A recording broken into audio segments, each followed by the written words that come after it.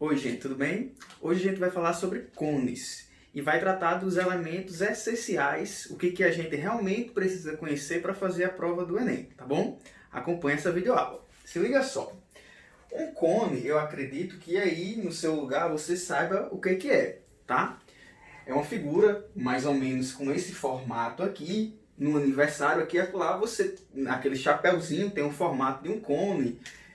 Você tem o cone da polícia, né? Então a ideia de cone, ela já está bem, acredito eu, internalizada na sua cabeça.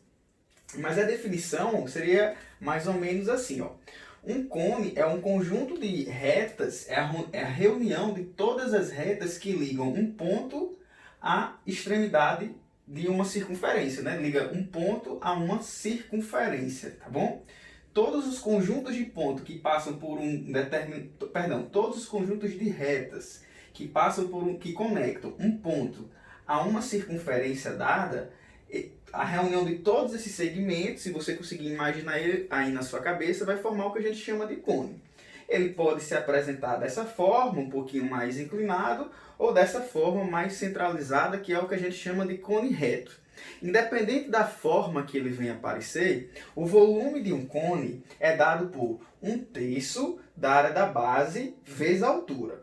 Lembrando que, como a base ela é um círculo, uma circunferência, a área da base é dada por πr ao quadrado. Então você tem que ficar atento aí que a fórmula, a maneira mais fácil, creio eu, de memorizar a fórmula é pensar ela nesse formato. 1/3 da área da base vezes a altura. Só que aí, lembre que a área da base ela é πr ao quadrado, sendo r o raio aqui, ó, do círculo, o raio da base do seu cone.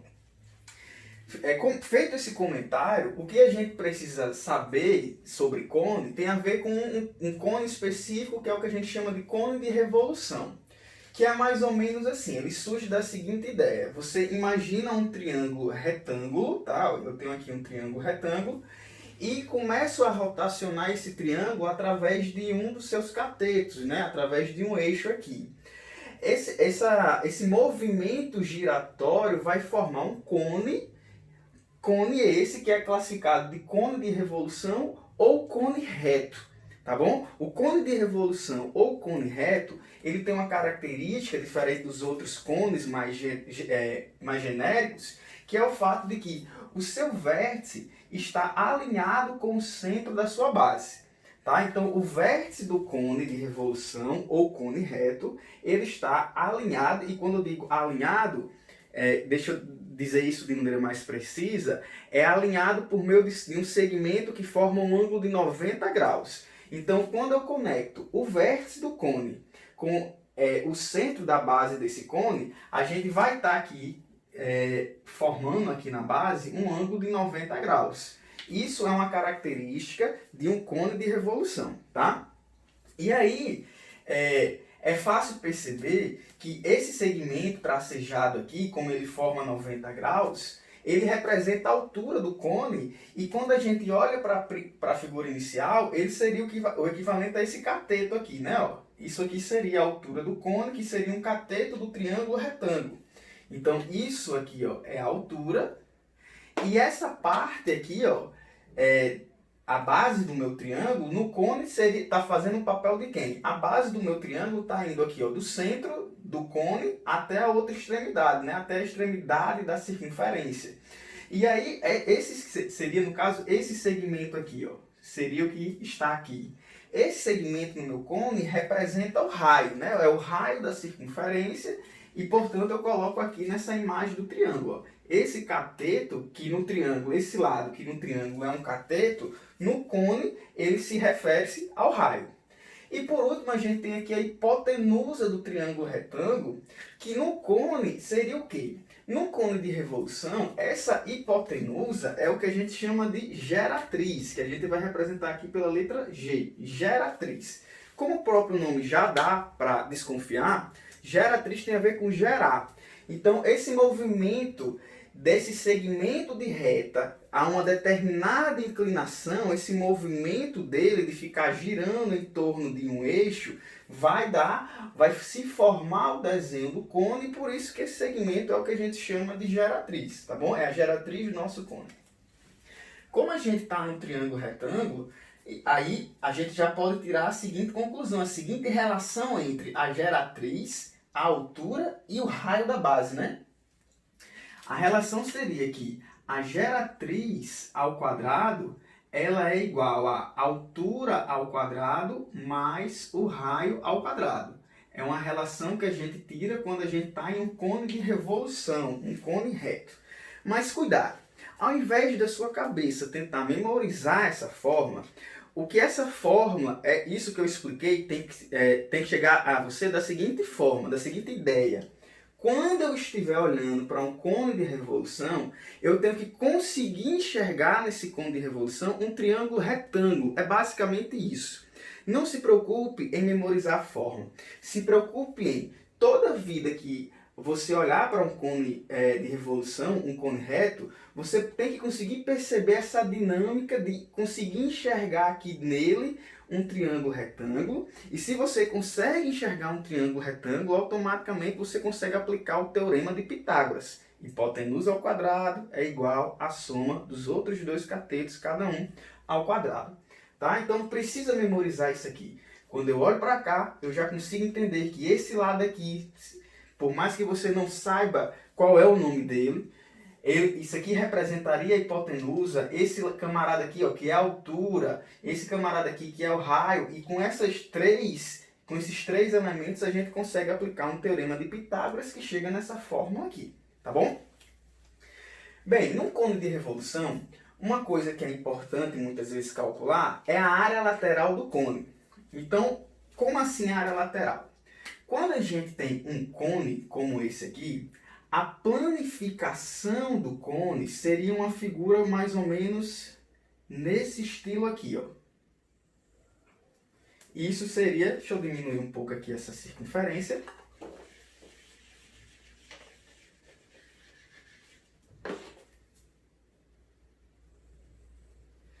A planificação do cone seria uma figura mais ou menos nesse formato. Então imagina esse cone e eu abra ele, é como aquele chapéu de aniversário. Ele vai ficar mais ou menos com esse formato, de tal maneira que quando eu fechar isso aqui, ó, vai ficar essa parte lateral e aqui eu tenho a minha base. Então está aqui a base e está aqui a lateral do cone. A base, que aqui está, a gente sabe calcular a área dela com muita facilidade, porque como é um círculo, a área da base é πr ao quadrado, como já a gente comentou aqui na fórmula do volume. O mais complicadinho e mais, talvez, difícil de manipular seja a parte lateral. Como é que a gente faz para calcular a área lateral? Lembre-se, quando a gente fala de área, você tem que, na sua cabeça, imaginar que uma região está sendo coberta. Então, quando é que a área lateral do cone é importante? Quando, por exemplo, você quer pintar um cone, você está preenchendo aquela lateral dele ali. E para você saber quanto que você precisa preencher, isso é uma ideia de área.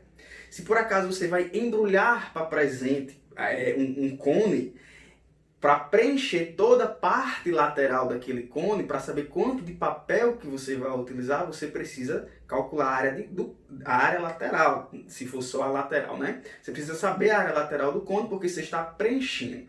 Então, situações em que você está cobrindo, pintando, algo que dê essa noção de preenchimento, normalmente envolve questões de área.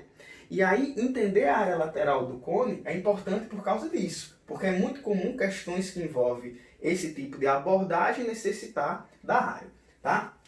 Então, a área da base é muito fácil, o problema é a área lateral. Só que quando eu tenho aqui a minha lateral, é importante que você saiba que isso aqui, ó, é o que a gente chamou de geratriz. Esse segmento daqui para cá é a geratriz e esse segmento daqui para cá é a geratriz.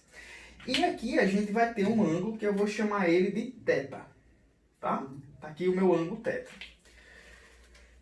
Quando a gente pega essa lateral do cone e abre ela, forma essa figura. Pare um pouco para pensar e veja se você consegue me dizer qual é o nome dessa figura que aqui se formou. Essa figura que se formou, que parece com uma fatia de pizza, corresponde ao que a gente chama de setor circular. Setor circular é um pedaço do círculo. Perceba que se eu preencher isso aqui, ó, se eu continuar a circunferência aqui, ó, se eu continuar o arco, eu vou fechar uma circunferência. E eu estou com um pedaço dela, o qual a gente chama de setor circular. Então, calcular a área lateral é o mesmo que calcular a área do setor circular. Então, antes de demonstrar, antes de entender o que eu vou fazer aqui, é importante que você saiba o que é um setor circular, como calcular a área de um setor circular e como calcula o comprimento de um arco. São dois tópicos que é importante entender para voltar para o que eu estou falando aqui, tá? Eu vou tentar explicar com detalhes, mas já deixo avisado que entender o que eu vou fazer aqui é importante entender esses dois tópicos que eu acabei de comentar. Como é que a gente faz para calcular a área de um setor circular?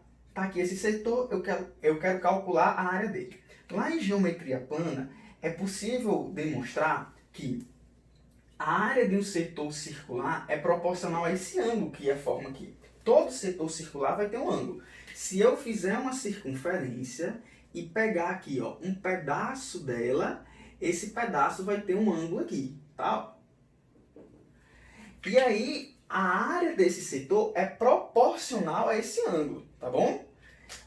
Ou seja, se esse ângulo duplica, a área do setor duplica. Se esse ângulo triplica, a área do setor triplica e assim por diante. E aí a gente faz mais ou menos assim, ó.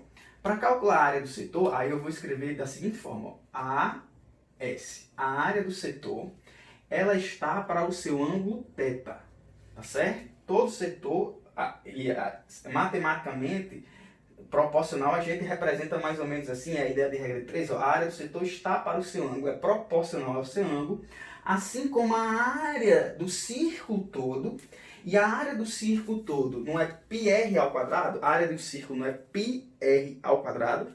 Se você atentar, o raio desse círculo, se a gente for fechando aqui, ó, o raio desse círculo vai ser justamente a geratriz. Então, a área desse círculo, que é πr ao quadrado, vai ser πg ao quadrado. E aí, a área do círculo está para o seu ângulo. Só que um círculo, ele tem um ângulo de quantos graus? Se um setor vai ter esse ângulo aqui específico, um círculo vai ter um ângulo de quanto? E aí, esse ângulo de quanto seria o ângulo de uma volta, que no caso eu vou colocar aqui como 360 graus. Essa é a primeira observação, tá? Eu quero que você entenda aqui. Quando eu digo que a área do setor é proporcional ao seu ângulo, quer dizer justamente isso aqui, ó. A área do setor vai para um ângulo tal e a área do círculo todo vai estar para 360. Só que, além da área do setor ser proporcional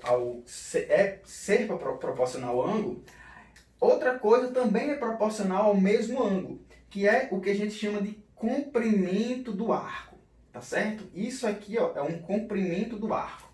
Eu tenho aqui a minha circunferência, que seria a linha toda, e se eu pego um pedaço dela aqui, eu estou com um arco. E eu saber o tamanho desse arco é o que a gente chama de comprimento do arco, o tamanho do arco. Como que faz para calcular o tamanho do arco? A gente sabe que se eu der uma volta na circunferência, que equivale a 360 graus, isso vai dar um comprimento que se calcula fazendo 2πr. Lembre-se que a área se calcula fazendo πr ao quadrado. Só que o comprimento, que é o equivalente a uma volta, se calcula fazendo 2πr. E aí, ó, o comprimento, que eu vou chamar aqui de C, tá? O comprimento que eu vou aqui escrever uma segunda equação. O comprimento que eu vou chamar de C, ele é proporcional também ao seu ângulo. Perceba que se eu aumentar o ângulo aqui, o comprimento também vai aumentando, né? E aí o comprimento dela toda, que é 2πr, só que o r aqui é g, né? Nesse círculo aqui o raio é g, então o comprimento dela toda, que é 2πg, está para 360 graus, tá? E aí, eu tenho essas duas informações, e aí eu peço a você para parar um pouco para pensar, para entender o que eu escrevi aqui e o que eu escrevi aqui. Eu estou dizendo que a área é proporcional aos ângulos, as áreas são proporcionais aos ângulos, e os comprimentos do arco e da circunferência toda, não é isso? Também é proporcional ao ângulo. E aí, como esse camarada é proporcional aos ângulos, e esse outro camarada aqui, ó, essas outras grandezas, que é comprimento, também é proporcional aos ângulos, tem uma propriedade que diz que como essas duas grandezas são proporcionais aos ângulos, então elas são proporcionais entre si. E o que quer dizer se elas são proporcionais entre si? Se elas são proporcionais entre si, quer dizer, ó, a área do setor não está para θ, e θ não está para o comprimento do arco, então eu vou dizer que a área do setor está para o comprimento do arco, assim como πg ao quadrado que está para 360, πg ao quadrado que está para 360, ele está para 2πg. E aí eu monto uma nova regra de 3 que é mais fácil de manipular, e vai me dar o que eu quero. Eu quero a área do setor. Eu quero saber como é calcular a área do setor, porque ele representa a área lateral. Eu quero uma fórmula que me dê isso aqui. Gente, o comprimento, que é essa partezinha vermelha aqui, ó, como é que a gente faz para calcular esse comprimento do arco aqui? A gente sabe que esse comprimento ele está aqui para θ. Mas como é que a gente vai fazer para calcular justamente esse Czinho aqui? Porque ele é a única coisa aqui que está faltando para a gente concluir a nossa demonstração, não é? Bem, como o comprimento corresponde a essa partezinha vermelha, é importante que você saiba que esse comprimento, que é o comprimento do arco, que representa a lateral, ele tem que encaixar na base. Quando eu fechar isso aqui, ó, tem que encaixar bem direitinho na base. Então, essa linha vermelha, esse tracejado vermelho, tem que encaixar aqui, ó. Começa a entender o porquê que isso é verdade. Quando eu fechar ele não encaixa perfeitamente na base, então esse comprimento aqui tem o mesmo comprimento desse cara aqui. Então, esse C vai ter o mesmo comprimento da base. Então, o comprimento, como se calcula o comprimento dessa base aqui? Sabendo que a base tem um raio R, o comprimento dessa base se calcula fazendo 2πrzinho, tá bom? E aí, ó, no lugar desse C aqui, eu vou colocar justamente 2πrzinho, e aí a gente praticamente acabou, porque agora é só fazer os cancelamentos, ó. Eu posso cancelar 2π de cima com 2π de baixo, eu posso cancelar 1g desse lado com 1g desse outro lado aqui, e aí quando eu multiplicar em diagonal, né, ó, área do setor vezes, aqui cancelou todo mundo, né? Então é como se ficasse, não fica nada, zero no caso, fica 1, né? Quando eu cancelo todos. Então área do setor vezes 1 vai dar área do setor. E aí πg vezes r, a gente pode escrever como πrg. E como a área do setor corresponde à área lateral, eu posso simplesmente trocar S por AL de área lateral e dizer que a área lateral se calcula fazendo πrg. Aqui está a fórmula. Veja só, eu demonstrei aqui para vocês como é que faz para chegar nessa fórmula πrg. Pode ser que você esqueça na hora da prova como calcular a área lateral de um cone reto. E aí por isso que é importante entender esse caminho para se chegar na forma. Não é um caminho difícil de entender, né? Para um pouco para pensar, perceba que as coisas se conectam muito bem. E o grande pulo do gato é perceber que esse comprimento do setor que representa a lateral tem que bater com o comprimento da base. E aí você estabelece esse Czinho como sendo 2πr, tá bom?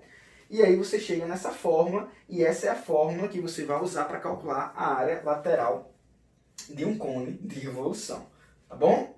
E é também importante entender essa ideia, entender a relação que existe entre essas duas equações, porque aqui e acolá você não vai estar em um cone de revolução, mas essas ideias se conectam, tá bom? Então, não menospreze a demonstração. Às vezes o aluno faz vista grossa quando é uma demonstração, mas essa demonstração tem muito a acrescentar nos exercícios, no seu aprendizagem nesse conteúdo aqui, tá bom?